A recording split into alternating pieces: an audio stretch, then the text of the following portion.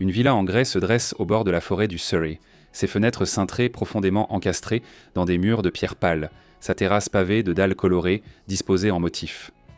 La maison connue sous le nom de Heartwood Edge a été construite vers 1910, bien avant qu'Eric Clapton n'en fasse son refuge. Elle dégage une sorte de calme anglais majestueux, mais lorsque Pattie Boyd est arrivée ici pour la première fois au milieu des années 1970, elle se souvient que l'endroit était dans un état épouvantable. Ses couloirs en marbre noir et blanc étaient enterraflés, les 6 chambres délavées et la tour carrée se dressaient comme une relique d'un autre siècle. Ce n'était pas un manoir élégant, mais une toile d'usure et de souvenirs. Pour un guitariste né dans la modeste maison de ses grands-parents à Ripley, dans le Surrey, un garçon ayant cru que sa mère était sa sœur, l'ampleur et l'histoire de la villa devaient donner l'impression d'entrer dans un autre monde. Elle a servi de décor à des fêtes légendaires d'Eric Clapton. En mai 1979, lorsqu'il a enfin célébré son mariage avec Pattie, les pelouses se sont remplies de 3 immenses chapiteaux. Un pour les enfants, un pour la nourriture et la danse, et un avec une scène construite directement dans le jardin. Environ 300 invités sont venus, de George Harrison et Ringo Starr à Mick Jagger, Jeff Beck et Jack Bruce. Des jam sessions ont éclaté en plein air, une collision des plus grandes voix du rock résonnant à travers les collines du Surrey. La maison, jadis humide et fatiguée, est devenue une vraie scène. Mais à l'extérieur du Marquis Glow, une autre scène se jouait. Boyd se souvient plus tard d'un incident où un agent de sécurité a surgi de l'ombre avec un fusil à canon scié, signe de la paranoïa qui régnait. Même lors des célébrations, le danger semblait proche. Heartwood Edge était la forteresse de Clapton, mais ce n'a jamais été son seul refuge. À Antigua, il a construit Standfast Point, un domaine de 45 acres qui a coûté environ 14 millions de dollars plus tard, proposé à la location pour 50 000 dollars par semaine. Sur le papier, un paradis. En pratique, un sanctuaire teinté de désintoxication.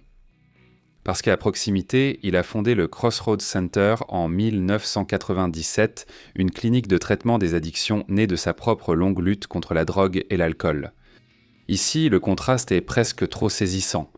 Un garçon qui, autrefois, se débrouillait avec une 13 ans et qui était presque injouable, vit maintenant entre des villas et des résidences en bord de mer, construisant des centres qui coûtent l'un plus cher que des villes entières. Il n'était pas non plus étranger à l'expérimentation architecturale. De l'autre côté de l'Atlantique, il possédait une maison de 271 mètres carrés sur Venice Beach, à Los Angeles. Conçue en 1986 par le moderniste japonais Arata Isozaki, elle était en verre et en acier avec une terrasse de 56 mètres carrés qui encadrait l'océan. Elle s'est vendue des années plus tard pour plus de 5 millions de dollars. Même ici, il y a de l'ironie. Né dans un village anglais et élevé dans le secret concernant ses origines, Clapton avait grandi sans aucun sentiment d'appartenance. À présent, il arpentait les couloirs de demeures conçus par des architectes internationaux. L'ampleur de ce saut est presque irréelle. La même dualité se retrouve dans son garage. Clapton a un jour qualifié Ferrari de voiture numéro 1, et sa collection en était la preuve. En 2012, Ferrari lui a rendu hommage avec une commande unique, la SP12EC, une machine sur mesure, fusionnant les lignes du design d'une 512BB avec la technologie moderne de Ferrari. Alors elle a été dévoilée au Goodwood Festival of Speed en 2013, un Hall of Fame automobile, à elle seule pour un homme déjà intronisé, 3 fois au Rock and Roll Hall of Fame. Cette voiture à elle seule est une sorte de sculpture dont on dit qu'elle a coûté des millions. Mais le garage de Clapton ne se limitait pas à des œuvres d'art sur mesure. George Harrison lui a offert une Mini Cooper Radford, une voiture compacte contrastant avec les puissants 12 cylindres qu'il conduisait habituellement. C'était un cadeau d'un ami qui le connaissait comme un père, pas comme une icône. Et pourtant, même dans la générosité, la vitesse laissait des cicatrices. Sa Ferrari 365 GT4, Berlinetta Boxer, un monstre F12 capable d'atteindre 300 km/h, a fini complètement détruite après qu'il se soit écrasé contre une camionnette à 145 km/h. L'accident lui a laissé des blessures, dont un tympan perforé, et l'image de la voiture a ensuite été immortalisée sur la pochette de son album de 1977, Slow Hand. Une machine conçue pour la gloire est devenue à la fois un symbole de succès et un témoignage d'imprudence. L'ironie s'accentue. À 13 ans, Clapton peinait depuis des semaines à obtenir une note claire de sa guitare, oyez bon marché. Sans voiture ni scène, il s'entraînait dans sa chambre du Surrey où jouer relevait de la survie. Des années plus tard, on raconte qu'il avait oublié avoir commandé une Ferrari. Des doublons arrivaient chaque semaine. De la privation à la duplication, l'échelle semble absurde. Mais à chaque victoire, une blessure restait. Plus il y avait de chevaux dans le garage, plus les gros titres sur les excès de vitesse augmentaient. Les tabloïds disaient qu'il avait été arrêté pour excès de vitesse au volant de sa Ferrari Enzo, la première livrée en Grande-Bretagne. Il a perdu son permis après avoir été signalé à 216 km/h au volant d'une Porsche 911 Turbo sur une autoroute française en 2004. Pour certains, une légende avec des jouets, pour d'autres, une indulgence imprudente. Pourtant, aucune possession, voiture ou villa ne surpasse le spectacle de la musique elle-même. En 1992, Clapton est monté sur scène avec une guitare acoustique Martin et a chanté Tears in Heaven, une chanson écrite pour son fils Connor, décédé l'année précédente après être tombé du 53e étage d'un appartement à New York. La performance, dépouillée d'amplificateurs et de distorsions, était d'une intimité presque insupportable. Des millions ont vu un célèbre guitariste de rock transformer son chagrin en mélodie. Cela reste l'une des performances live les plus marquantes de la fin du XXe siècle. L'émerveillement ne résidait pas seulement dans les notes, mais aussi dans le silence qu'elles laissaient pas derrière elles. Et pourtant, ce même homme a fait ses débuts dans des clubs exigus de Londres en 1963 avec les Yardbirds, un jeune garçon debout dans des salles enfumées, jouant pour quelques pièces. Des concerts dans l'arrière-salle à la télévision mondiale, le saut était immense. Les applaudissements étaient assourdissants, tout comme les échos de la controverse. En août 1976, lors d'un concert à Birmingham, Clapton s'est arrêté au milieu de son set et a dit à la foule de garder la Grande-Bretagne blanche, soutenant les opinions anti-immigrés du politicien Enoch Powell. Il était ivre, en colère mais aussi célèbre, et le contre-coup le poursuit depuis lors. Plus tard, il a attribué ses excuses à l'alcool, mais en 2004, il a compliqué les choses en qualifiant Powell d'extrêmement courageux. Les fans qui, à la fin des années 1960, inscrivaient dans Clapton et Dieu sur les murs de Londres, voyaient maintenant leur héros déchirer lui-même sa propre légende. Et des aveux encore plus graves sont venus en 1999, lorsqu'il a reconnu avoir eu un comportement abusif envers Pattie Boyd pendant leur mariage, ce qu'il a attribué à l'alcoolisme. Ce genre de déclaration entache tout héritage, quel que soit le nombre de Grammy Awards ou d'entrées au panthéon de la musique. C'est le rythme de la vie de Clapton. Manoir, Ferrari, ovation, puis blessure, scandale, conséquences. Il a vécu dans des contradictions si fortes qu'elles le définissent compte presque plus que sa musique. Comme les applaudissements qui s'estompent après un concert, la question reste, que signifient vraiment toutes ces villas, voitures et contrats ? La fortune ne cessait de croître. À la fin des années 2000, Clapton possédait des avoirs sur plusieurs continents. Du yacht réaménagé, Va Bene, un navire de 156 pieds, acheté en 2005 pour environ 9000 livres sterling. Des millions, jusqu'au revenu locatif de sa propriété à Antigua, annoncé à 50 000 $ la semaine lorsqu'il n'y séjournait pas. L'estimation de Surrey Life en 2009 évaluait sa fortune nette à 120 millions de livres sterling, dont une grande partie était investie dans Marshbrook Latid, la société holding qui lui avait rapporté environ 110 millions de livres depuis 1989. 89. Ce n'était pas juste la richesse d'une star du rock, mais une infrastructure qui le classait parmi les plus riches du Surrey. L'ampleur de ses dépenses pouvait être fantaisiste.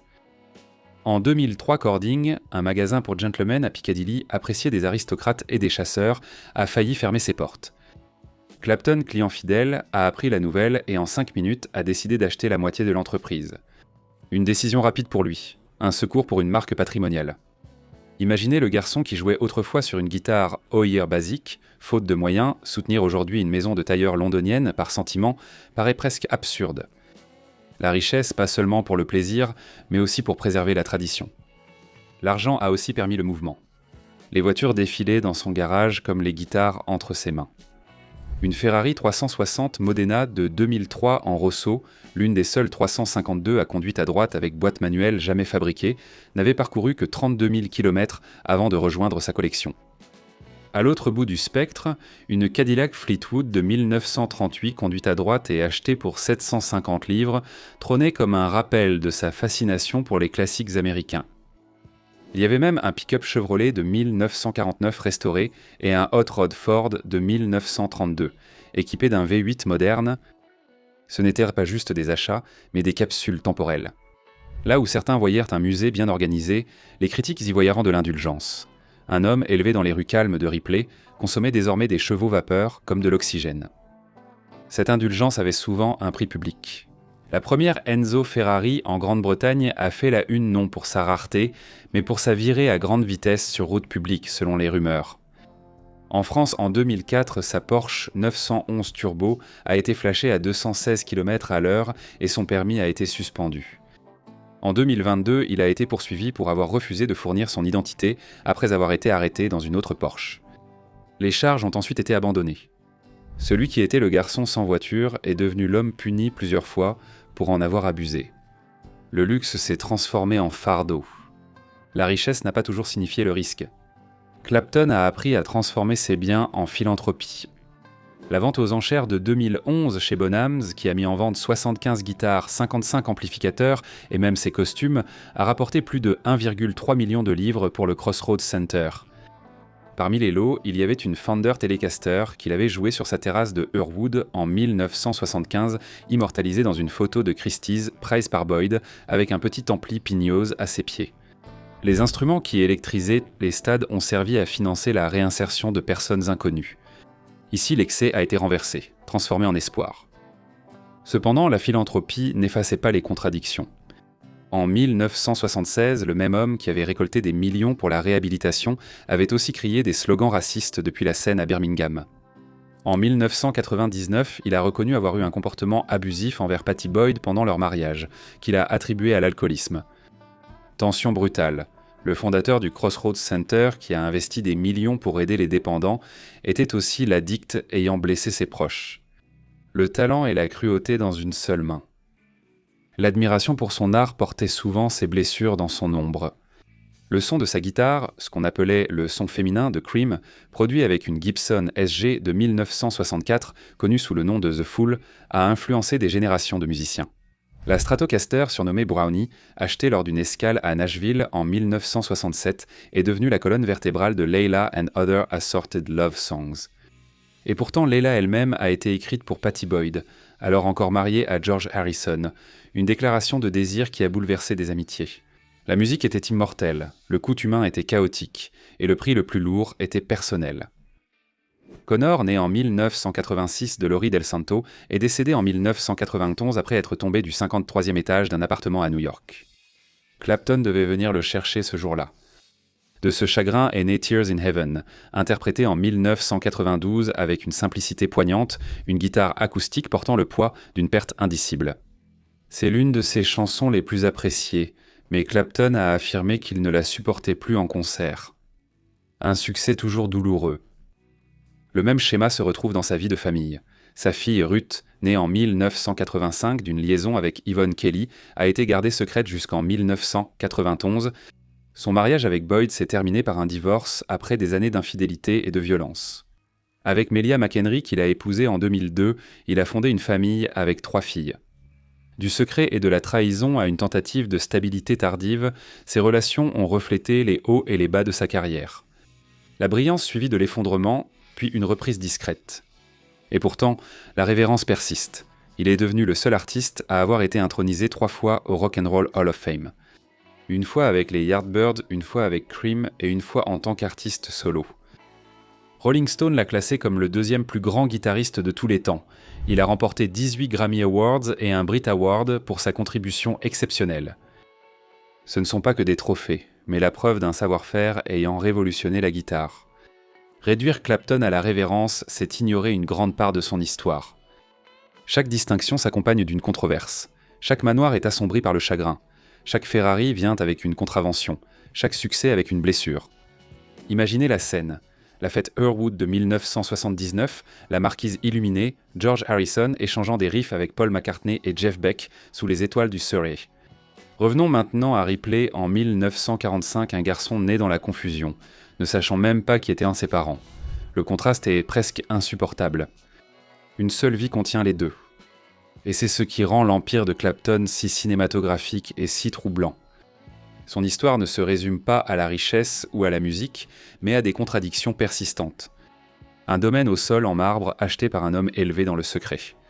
Une Ferrari offerte par un Beatle et une autre détruite à 145 km/h.